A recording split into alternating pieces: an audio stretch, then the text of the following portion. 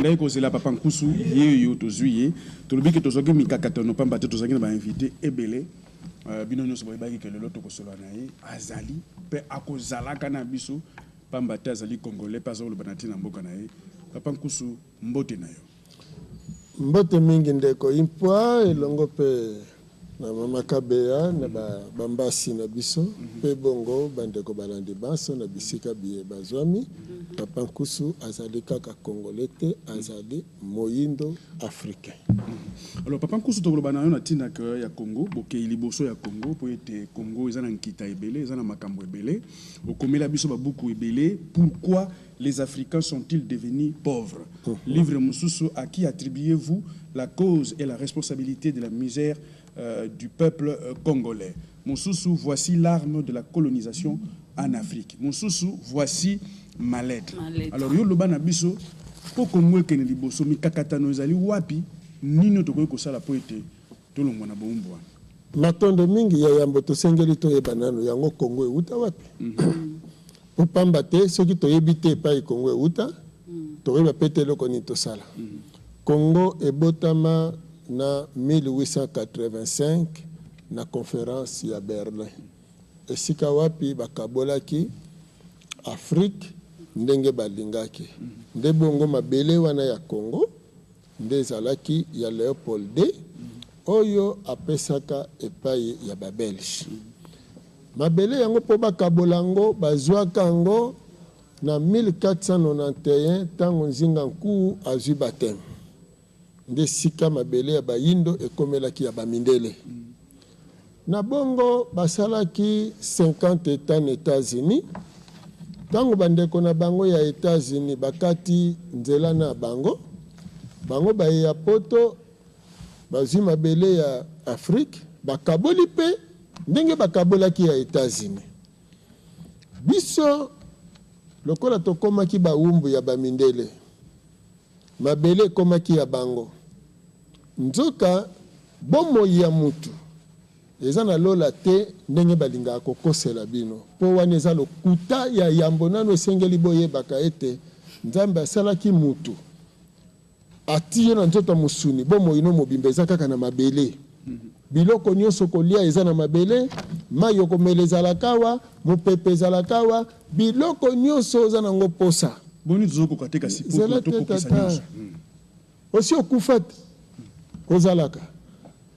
Mokolo kozonga na bomoi oyebi tina ya mabele. Pona ni mundela lakiseki mutu lola. Pona ni mundela lingite olamuka. Oloba kutu te Nzambe na mitunaka. Moto mwendo auta wapi kotuna te.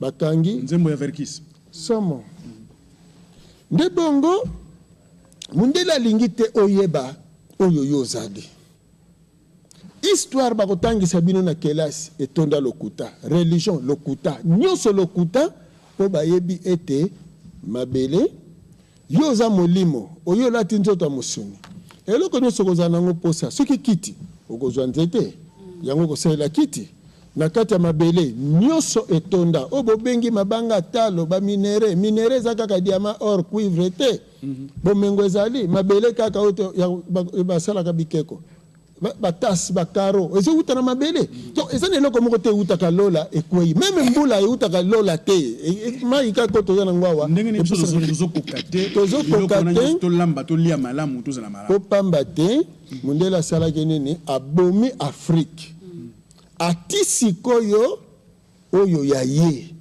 asali école nyonso bake kotanga na école ya mindele bakufi po bazabi bembe bayini kiboyindo oyo eza bonzambe bake kolula kimundele oyo eza liwa pona bango moto mwinda komi lokola mutaliboma moto mwinda ayebi lisusu te asala nini azongisa nini aza lokola ebwele aza kolia kaka bongo kozala sikoyo eloko tosengeli koyebeza nini bato nyonso tango babungaka Nzambe atindelaka bango mutu awutaka tout droit epai ya ye Nzambe oyo ayebi mokili ya molimo ndenge ezalaka aye kobotama na nzoto musuni mpona kolamusa bandeko na ye bayeba ete baza milimo balataka nzoto musuni euta na mabele molimo euti na molimo kuna na mokili ya molimo epai ya tata lokola bobalani nzoto ya musuni okosalela yango biloko nyonso aza nango posa po ya aza limité alembaka alalaka alamukaka même soki atamboli akolemba po aza na limite et lokola aza na limite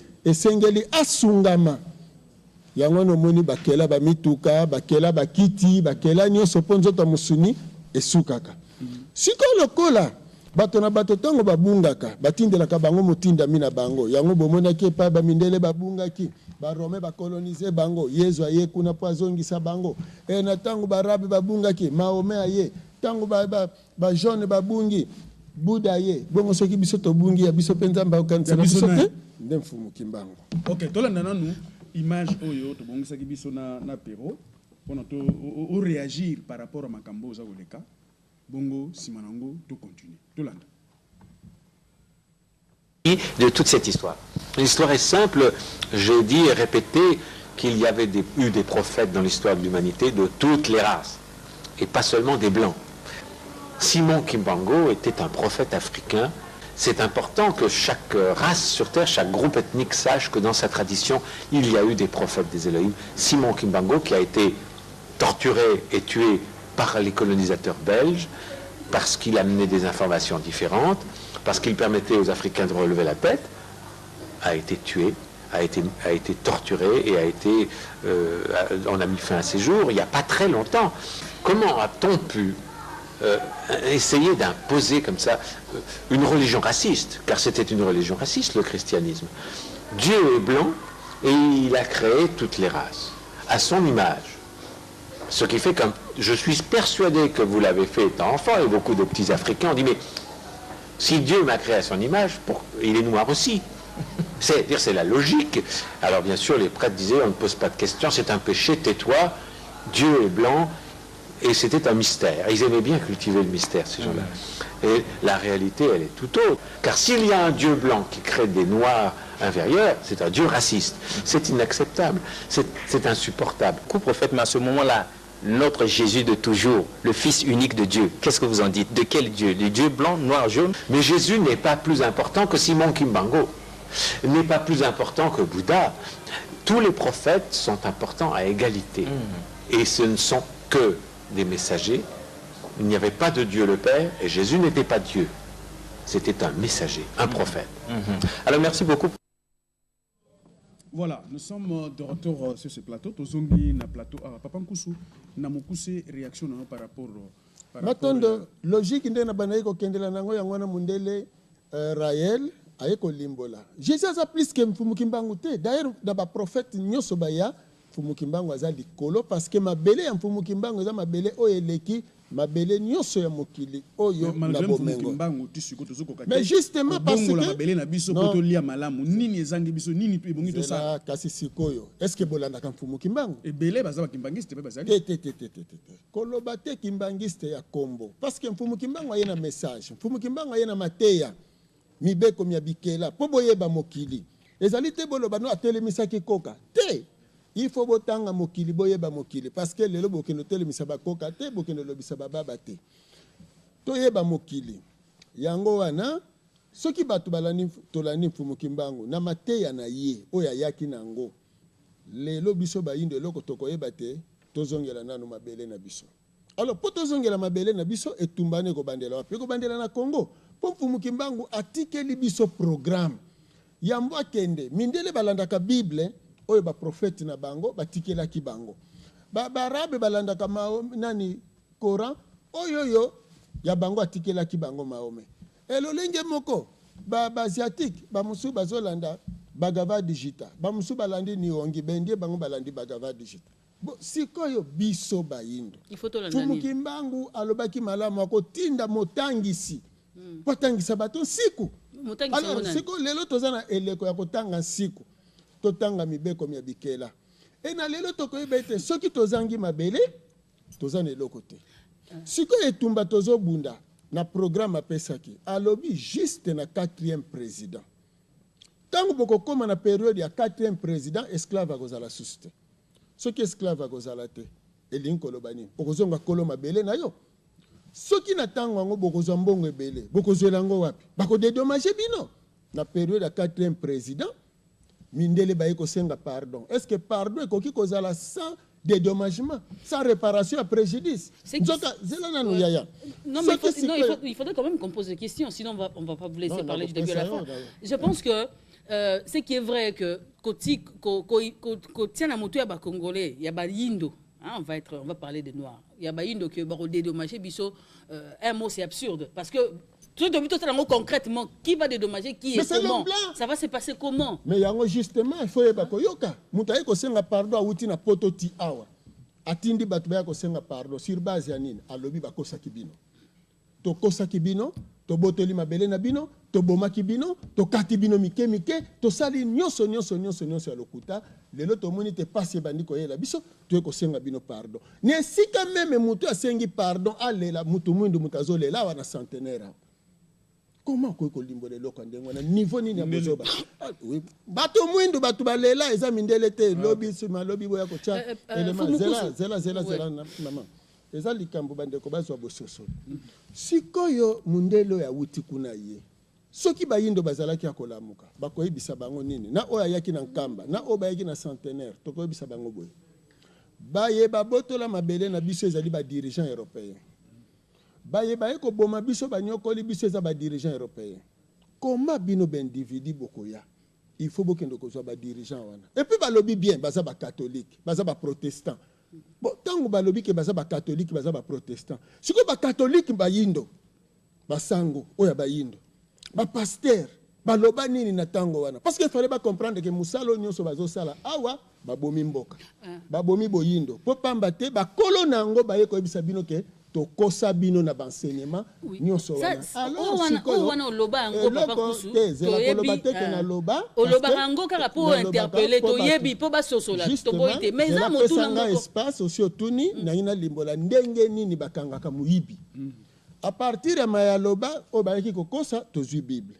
Soki to silisi na bango o eza ba accord ba signaka awa le 30 juin tozana mboko to na ba intellectuel o ba mi bengi intellectuel document oyo ezali ya indépendance. Belgique andimi que Congo est indépendant le 30 juin 1960. 58 après Belgique azana batune awa. D'ailleurs kuta violent accord oyo 11 jours seulement. Après 11 jours, asali session katangaise. Donc, à récupérer ma belle zongi na maboko na ye. Alongoli gouvernement Mbuta Lumumba. Azui batunaye. Moi bano basilisaka na nukela cité bazalaki na posa ya boudin na jambon na saucisson. Azui bango, atie bango wana. Po bakamba mboka. Etango atie batu wana batie kovanda na kalina. Bami bengi ba baron de Binza. Mabele komi ya bango. Bakomi mindela bato mwindo.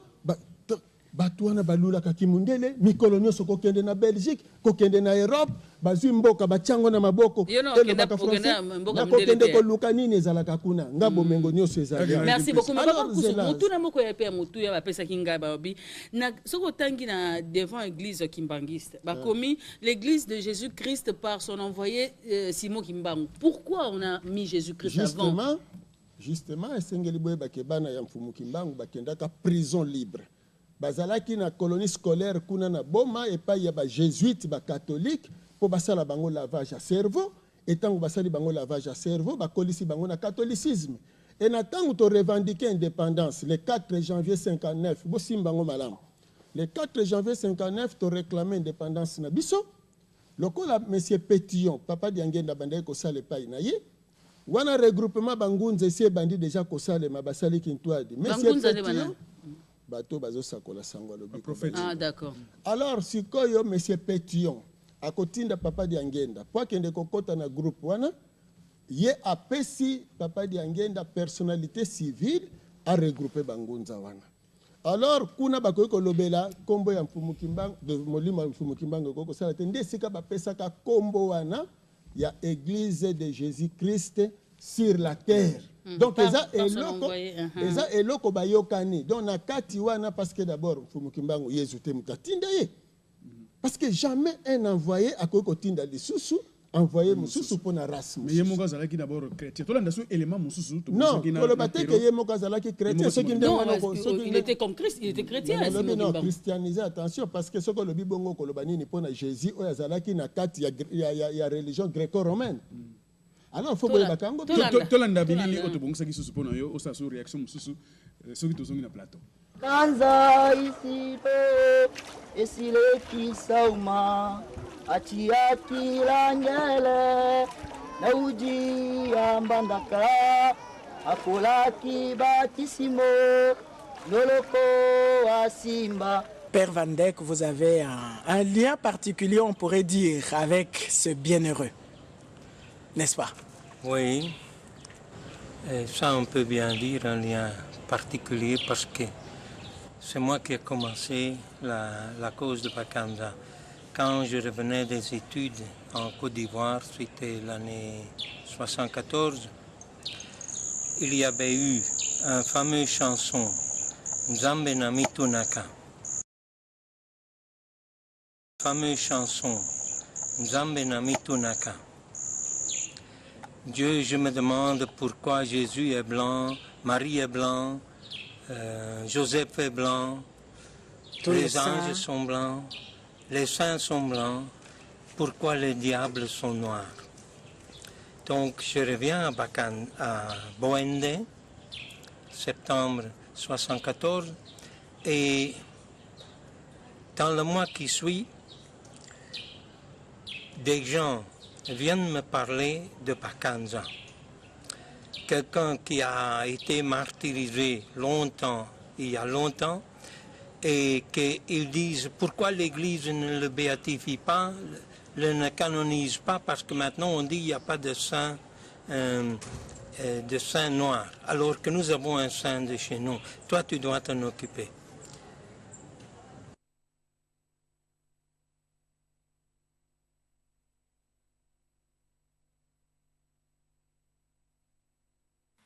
« 1987, février,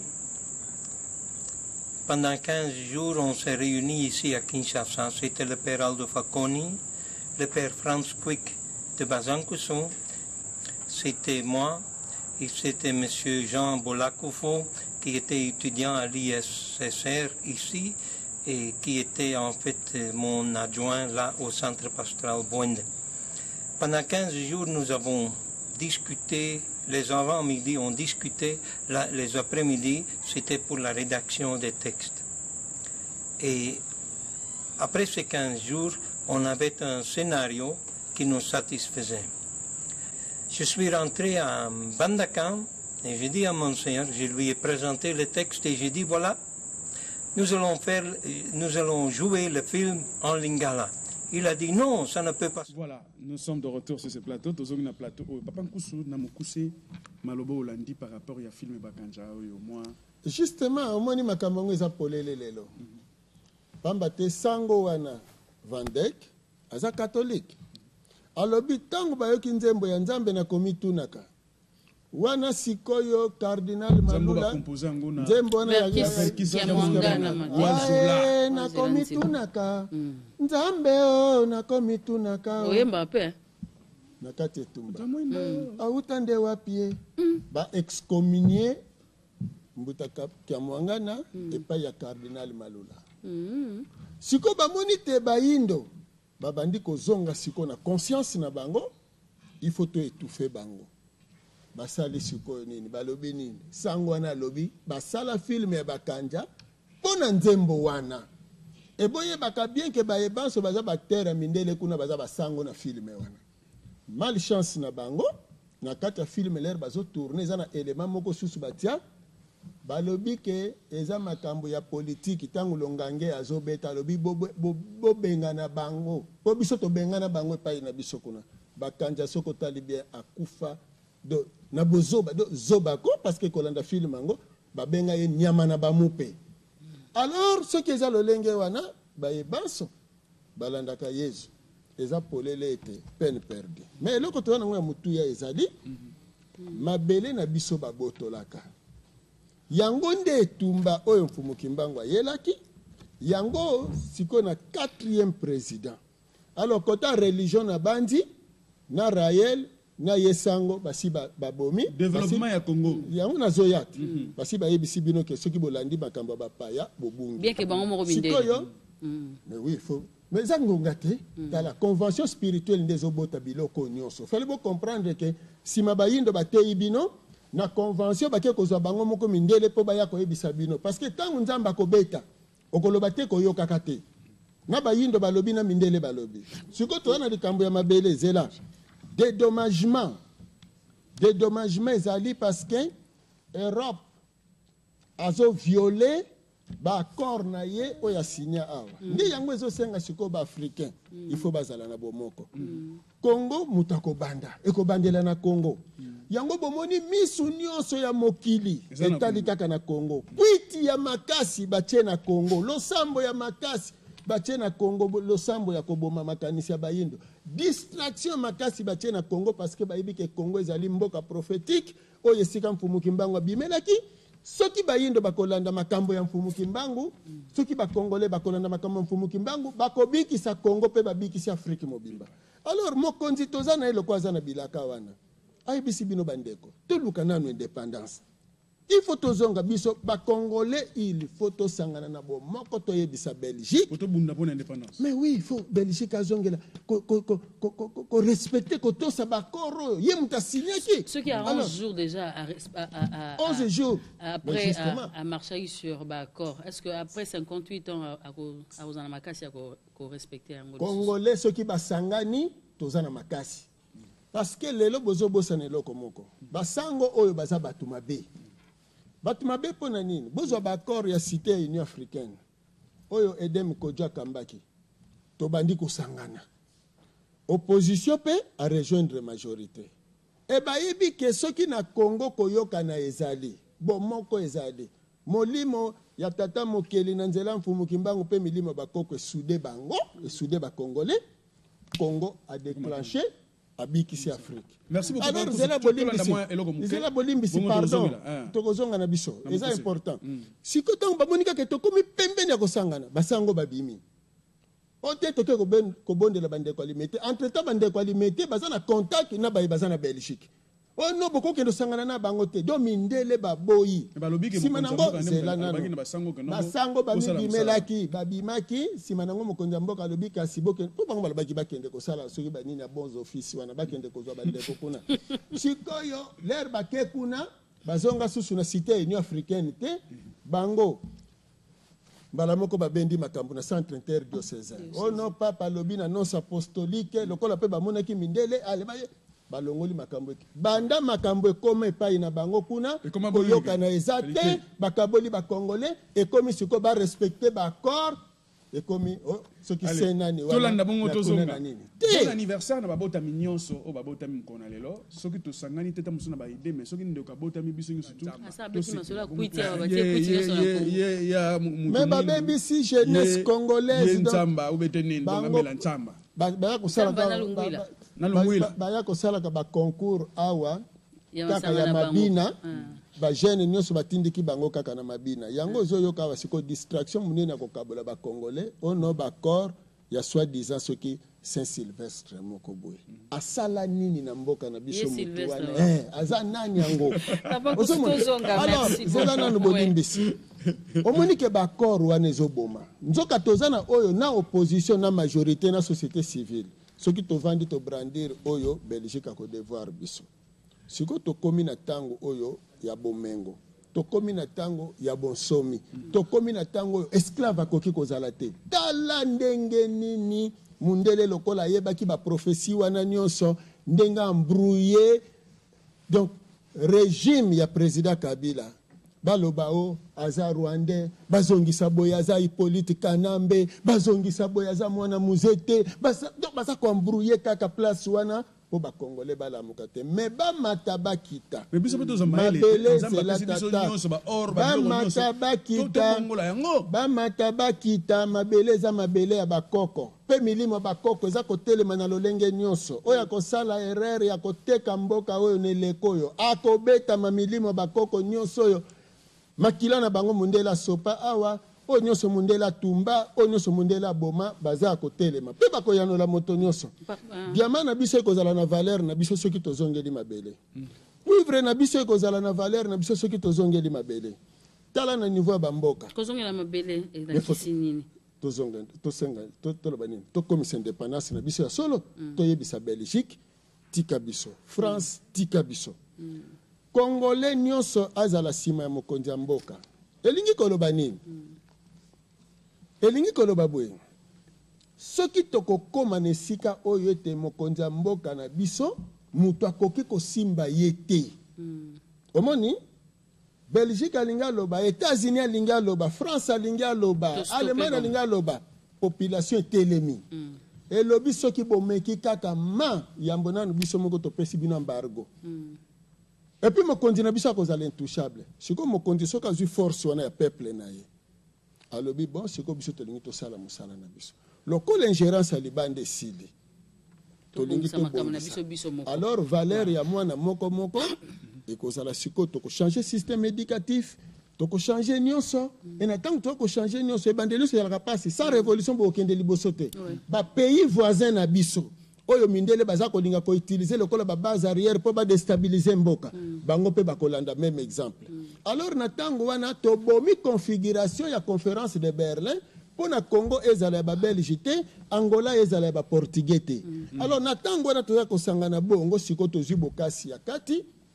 Même ce qu'un jour président Moussoussa Koya akobanga peuple makobanga mindele te. Merci. Alors na tango tozana oyo asia telemi liboso mindele. Asia zu programme. Biso nyo soutenir. Mais pour ça lokola ba chinois basali président na bango wana bazo soutenir ye parce que na programme bakende nango liboso. Ba rispe basala ki ndenge wana. Ba Corée pe basala ki bongo. Alors biso pe photo sala bongo lokola ya telemi kaka liboso ba mindele ndenge wana alobi ke to boye ingérence bo appuyer ye parce que ce qui est ingérence c'est sili na ndenge bolela ka ba salaire. Merci beaucoup. Retenir Indo ya Congo ba retenir nini na o etali spiritualité na bango na mukuse. Na spiritualité na bango bazonga na bokoko balanda nzela mfumu kimbangu na eleko oyo balanda ba prophétie mfumu kimbangu ba soutenir mokonzi ya mboka bazala na souci que lelo tozana posa ya kozala indépendant.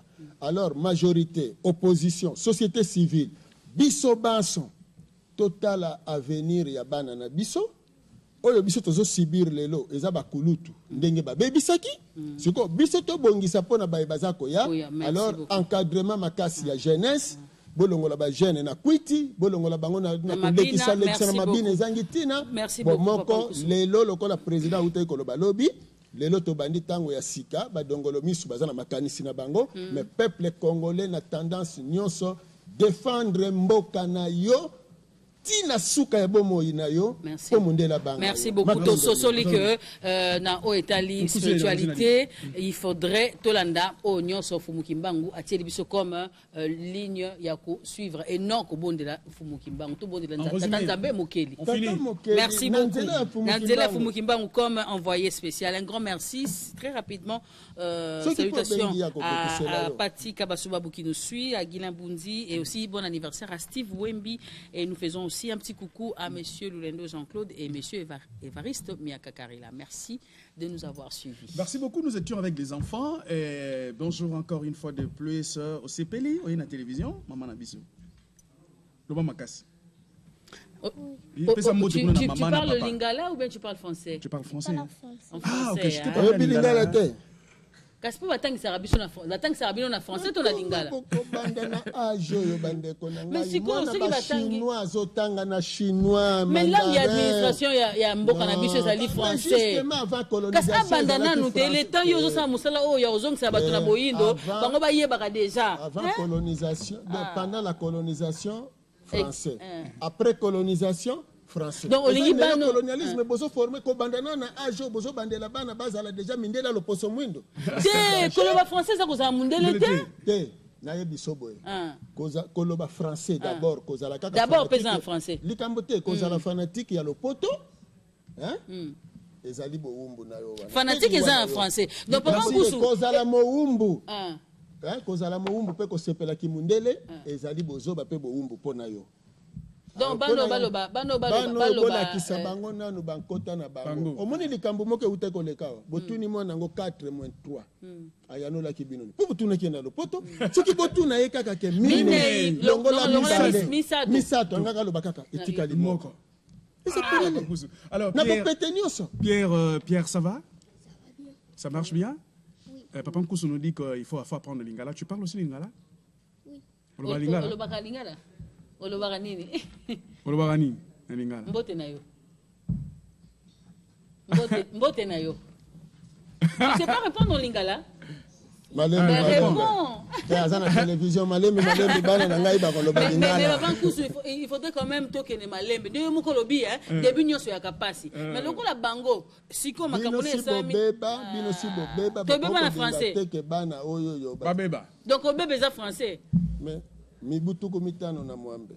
Na français na bino bosali na ngoni. Papa kusiyo mo makamino so lobaka ba français zaka na kati. Na koti saka ngombisi ba pepa kaye na mai esika zalaka.